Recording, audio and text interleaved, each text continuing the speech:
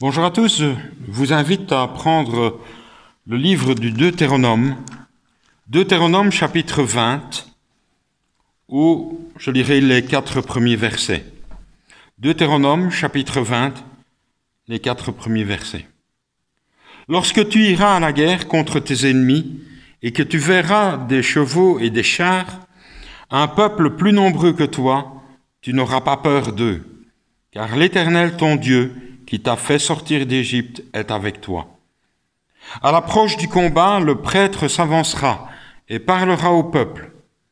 Il leur dira, « Écoute Israël, vous allez aujourd'hui livrer bataille à vos ennemis, que votre cœur ne se trouble pas. N'ayez pas peur, ne vous laissez pas effrayer, ne soyez pas épouvantés devant eux, car l'Éternel votre Dieu marche avec vous pour combattre vos ennemis, pour vous sauver. » J'aimerais partager un moment sur un récit qui est souvent laissé aux enfants. C'est un récit qui est souvent laissé aux enfants. C'est à croire qu'on a une Bible pour les enfants et une Bible pour les adultes. Moi, je suis convaincu qu'on a une Bible pour tous. Une histoire sur laquelle je n'ai jamais entendu prêcher. Et pourtant, c'est une histoire célèbre. Même les non-croyants connaissent certains éléments de cette histoire. C'est l'histoire de David et Goliath. J'aimerais reprendre cette histoire et de réfléchir sur les différents personnages et sur la symbolique que l'on pourrait en retirer. Et donc l'histoire de David et Goliath se trouve dans le premier livre de Samuel au chapitre 17. Je ne vais pas le lire parce qu'il est assez long, je vais vous résumer l'histoire, mais je vous invite à un autre moment, après la prédication, peut-être à relire cette histoire calmement. Dans le contexte, on a David qui a été oint, David qui va être introduit à la cour, l'Esprit de l'Éternel qui va se retirer de Saül et les victoires de David. 3 récits qui vont introduire David comme étant le roi choisi par Dieu. Alors, l'histoire de David et Goliath.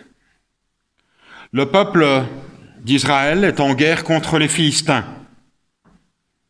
Ils sont en ordre de bataille. Il y a une vallée, et d'un côté, il y a les Philistins, de l'autre côté, Israël. Et parmi les Philistins, il y a un géant qui s'appelle Goliath. Et tous les jours, 2 fois par jour, il descend dans la vallée et lance un défi. Un défi au peuple d'Israël. Et chaque fois qu'il descend et qu'il commence à lancer son défi pour combattre le champion en Israël, les Israélites tremblent. Ils ont peur. Et ça dure. Ça fait 40 jours. 40 jours que 2 fois par jour, Goliath lance son défi. D'un autre côté, on a David, jeune berger, qui est envoyé par son père pour apporter de la nourriture à ses frères qui sont à la guerre contre les Philistins. Et donc David va arriver au camp où se trouvent ses frères, et il va arriver juste au moment où Goliath lance son défi. Et là, immédiatement, David est choqué. Il est choqué d'entendre cet incirconcis, ce Goliath, lancer un défi avec tant de mépris. Et David fait un peu de remue-ménage. Et ses frères ne sont pas très contents, ils sont fâchés contre lui. Mais David continue à interroger les gens qui sont là, à tel point que Saül va le faire chercher. Et David va lui proposer d'aller se battre contre Goliath. Et Saül va accepter. Saül va prêter son équipement militaire à David, mais quand David a mis tout l'équipement, il ne sait plus bouger. Donc, il refuse. David va y aller avec ce qu'il connaît bien. Il va y aller avec ses propres protections. Et David s'avance avec ses armes à lui. Et le Philistin a beaucoup de mépris. Vous connaissez l'histoire? David, avec une fronde et des cailloux, va lui lancer un caillou en plein front et le Philistin va tomber. David va le tuer. Et là, Israël va poursuivre les Philistins parce que ceux-ci sont en fuite. Et Saül se renseigne sur le jeune homme, ce David. Saül le prend à son service et une amitié va naître entre David et le fils de Saül, Jonathan. Voilà l'histoire. Et j'aimerais voir les différents personnages et voir qu'est-ce qu'ils pourraient signifier dans notre vie aujourd'hui. Alors le premier personnage, c'est Goliath. Goliath, c'est un homme démesuré. 3,25 m. Moi, je fais 1,76 m. 3,25 m. C'est un géant descendant des Anakim qui ont survécu à l'époque de l'invasion de Canaan par Josué. Et d'anciennes chroniques, on a retrouvé d'anciennes chroniques qui parlent de géants de 3 mètres. Et on a retrouvé aussi des squelettes de géants de 3 mètres. Goliath, avec un casque d'airain, une armure d'airain, une lance, tout un équipement, 60 kilos d'équipement, minimum. Goliath, c'est l'adversaire. Il est démesuré. Il est insurmontable. Il est hors de portée. Et Goliath lance un défi. Si vous suivez le texte, 2 fois par jour, Goliath lance un défi et appelle Israël à envoyer son champion. Si Goliath gagne, les Philistins sont vainqueurs. Si le champion d'Israël gagne, c'est Israël qui est vainqueur. Ça se faisait dans d'autres civilisations aussi. Chez les Grecs, par exemple. C'est ce qu'on appelait le combat singulier, entre 2 champions. Et l'issue de ce combat était ce qu'on appelait le verdict des dieux. Ah, ce Goliath, il n'a pas de complexe. Il a un sentiment de supériorité énorme. Et encore plus quand il va voir que le champion d'Israël, c'est un gamin, sans armure, avec une petite fronde, des cailloux, une petite besace. Ah ça, Goliath, il est déçu. Il espérait quand même avoir un champion digne de lui. Et c'est d'ailleurs ce qui va le perdre. C'est justement ce qui va le perdre. Voilà. Ça, c'est Goliath. C'est l'ennemi. J'aimerais vous parler d'un autre ennemi que l'on subit pour l'instant. C'est le Covid. Oh, vous allez me dire, celui-là, il n'est pas grand, hein? Ah, ça, c'est vrai. Ça, à vue d'œil, il n'est pas impressionnant. Il est minuscule. Mais dans les effets, il est gigantesque. Dans les effets, il a bouleversé le monde, bouleversé l'économie du monde. Dans les conséquences, il est gigantesque. C'est un ennemi gigantesque. Un ennemi qui a des conséquences sur notre vie, sur nos relations, sur notre façon de vivre. Et ce Covid, c'est un ennemi que l'on essaye à tout prix de laisser dehors. On essaye de refermer la porte et on se barricade derrière le masque, derrière le confinement, derrière les distances, derrière le télétravail, derrière les fermetures de certaines professions ou de certains endroits. On essaye de le mettre à la porte.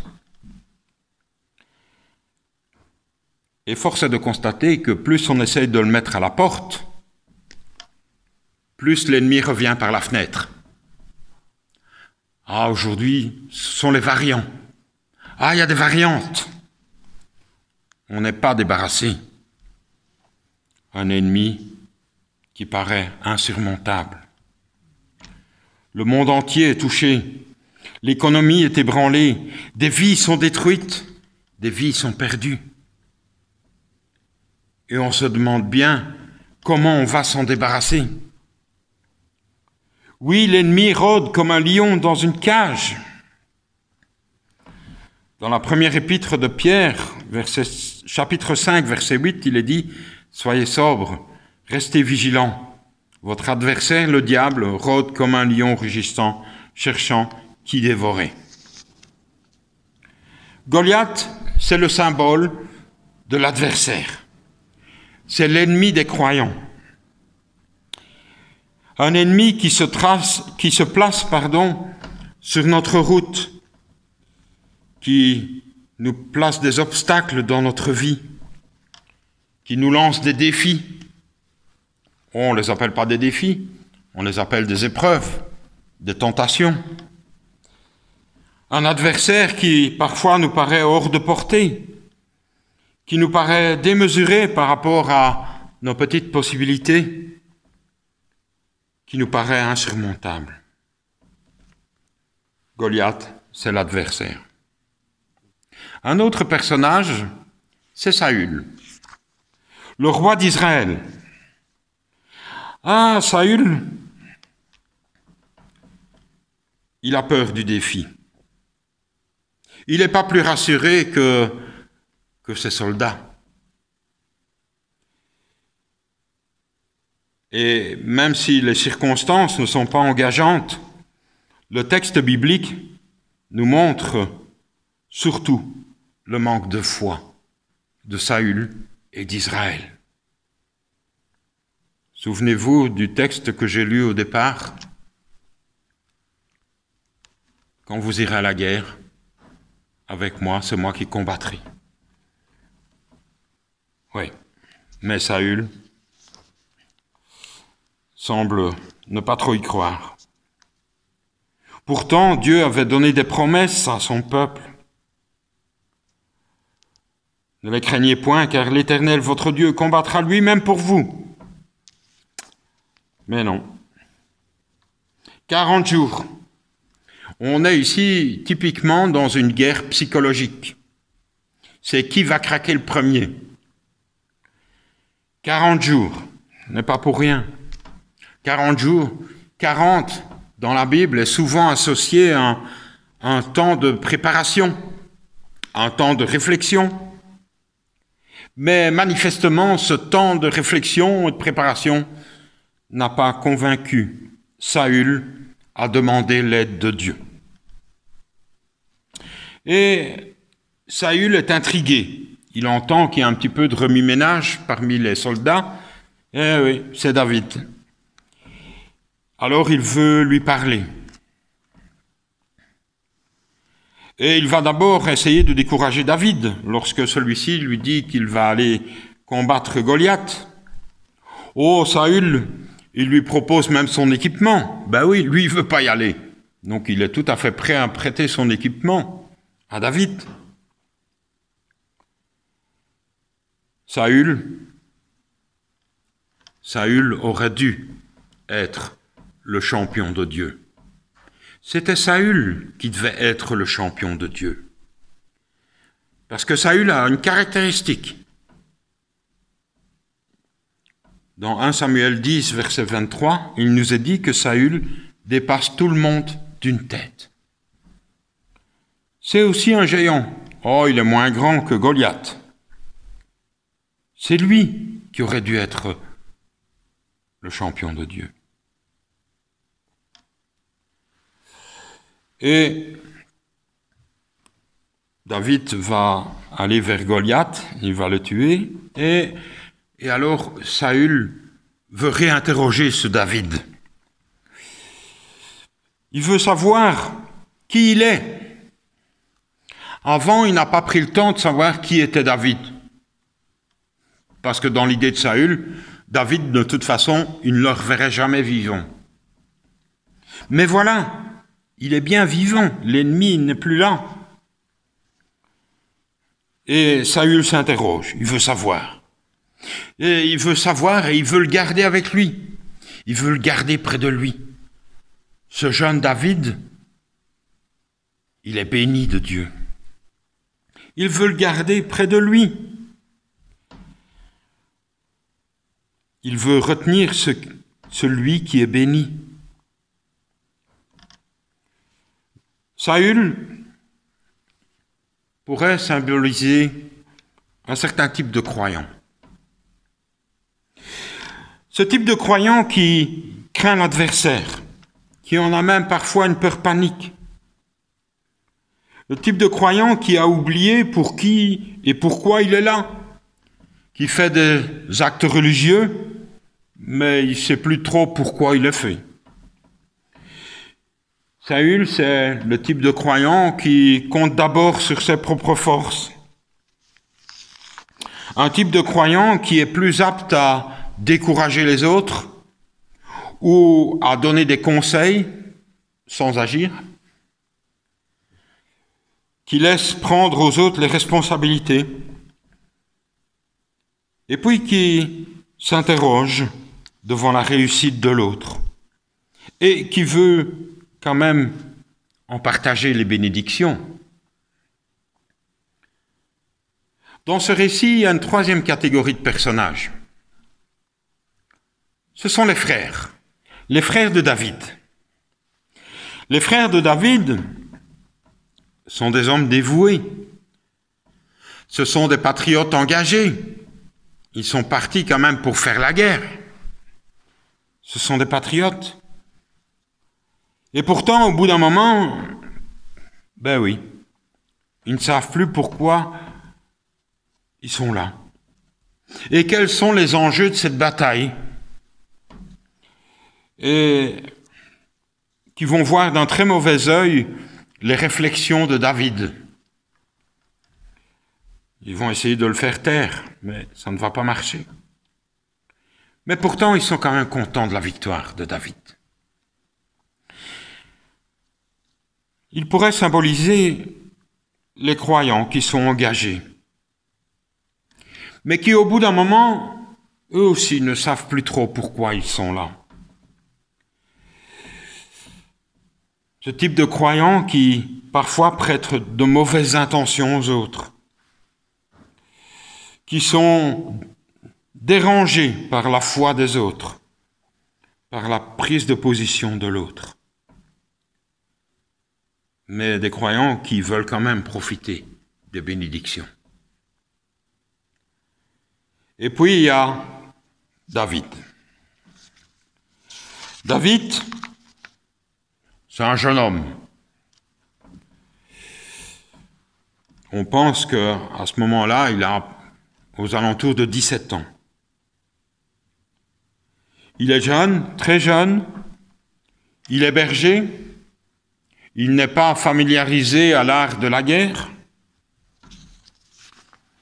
Mais lorsque David arrive au camp et qu'il entend Goliath, cet incirconcis, David a tout de suite compris l'enjeu.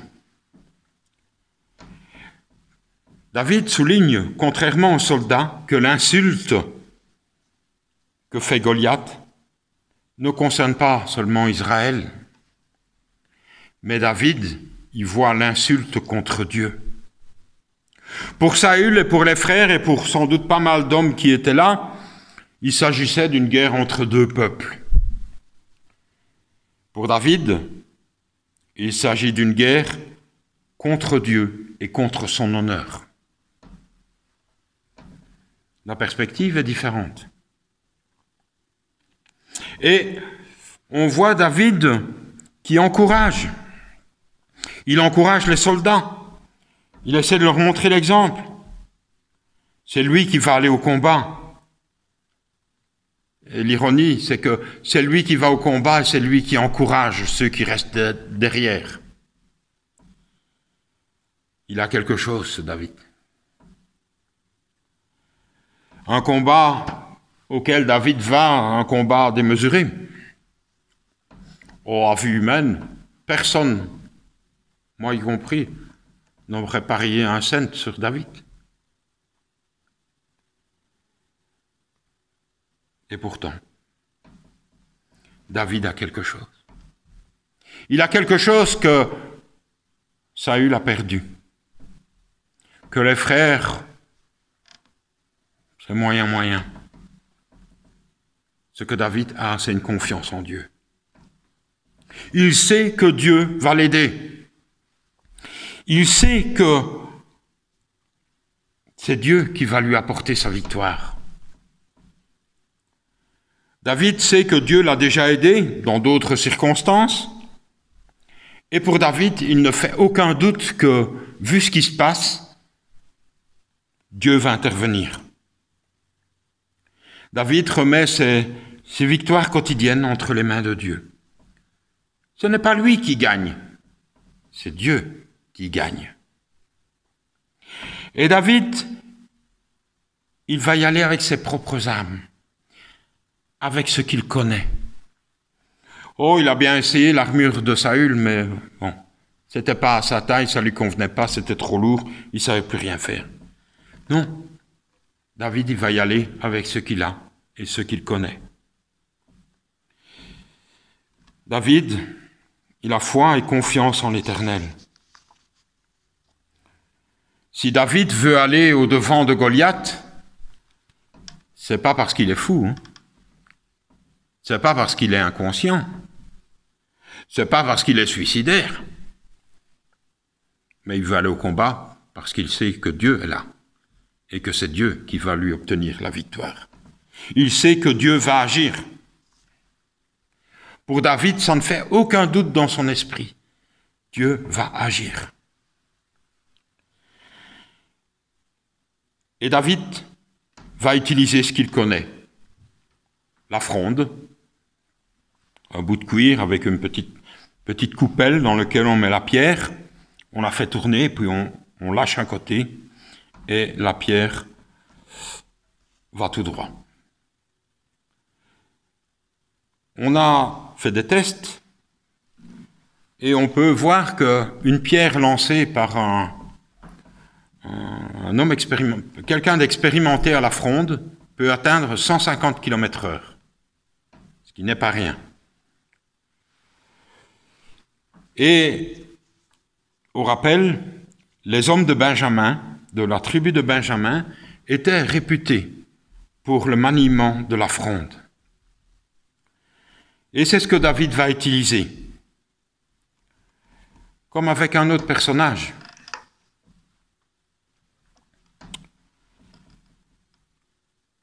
Oui. David va obtenir la victoire, parce que ce Goliath, aussi grand et aussi méprisant qu'il soit, n'a pas pris la bonne option de rabattre sa visière. Il l'a laissé comme ça, il s'est dit « je risque rien ». Et c'est justement là que David va l'atteindre. David va lui couper la tête. C'est la preuve de la victoire. La victoire attestera de la réalité du Dieu d'Israël. Parce que cette guerre, ce conflit, c'est aussi le conflit des dieux des Philistins contre le Dieu d'Israël. La foi de David le pousse à agir et le pousse à aller de l'avant. Et le texte, quand vous lirez le texte, vous verrez que on souligne fortement la foi de David par rapport au manque de foi de Saül. Et David va se retrouver à la cour et il va faire la connaissance de Jonathan, avec qui il sera mis à vie. David symbolise le croyant qui sait qu'il mène le même combat de Dieu que Dieu. Nous menons le même combat que Dieu contre le mal. Il symbolise le croyant qui n'est pas découragé par l'ampleur de l'adversaire. Symbolise le croyant qui est sensible à l'honneur de Dieu. Le croyant qui compte sur Dieu, qui sait que c'est Dieu qui en finale donne la victoire. Qui sait que c'est Dieu qui fait la différence. Qui est l'image de ces croyants qui démontrent leur foi, non seulement en parole, mais aussi en acte. Qui ne se laissent pas décourager par le manque de foi de certains, et qui ne prennent pas l'excuse non plus du manque de préparation ou de formation. Tous ces récits nous montrent aussi le contraste entre Saül, le roi déchu, mais le roi qui avait été choisi à l'image de ce que Israël voulait, un chef de guerre face aux autres peuples. Et de l'autre côté, on a David, le roi à venir, celui qui est selon le cœur de Dieu. Et on voit l'esprit qui se retire de Saül et pour entrer dans David. Parce que David va devenir le roi un petit peu plus tard.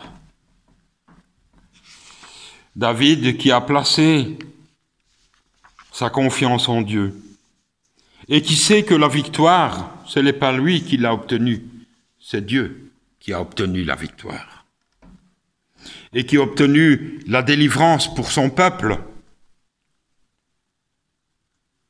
Oui, le texte nous montre Saül qui va vers son déclin et David qui va vers son apogée. Au-delà des nombreuses qualités de ces derniers, le texte souligne que l'Éternel était avec David. David nous donne un exemple de foi, un exemple de confiance en Dieu, non seulement par des paroles, mais aussi par des actes. David met en pratique une parole donnée à Gédéon. Va avec la force que tu as. C'est ce que David a fait. Il a été avec ce qu'il avait, ce qu'il connaissait. Va avec la force que tu as. Même si l'adversaire semble beaucoup plus fort, il ne faut pas oublier que notre combat, c'est aussi le combat de Dieu. Nous sommes dans le même camp. Faisons notre part, le reste, c'est Dieu qui le fera. Je terminerai par 2 textes. Un dans l'Ancien Testament, dans Exode 23, verset 22.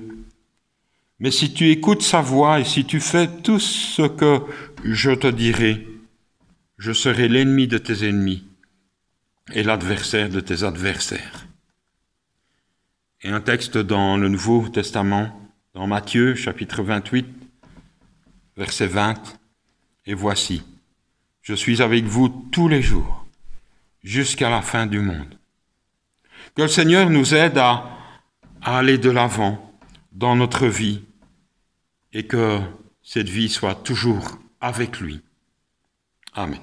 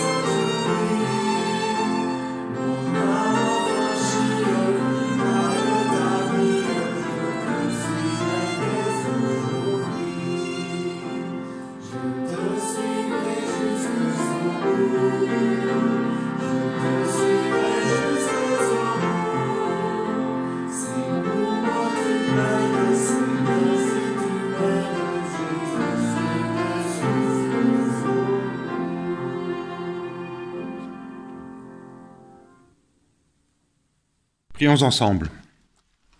Père Céleste, nous voulons te remercier de ces moments que nous pouvons partager par écran interposé.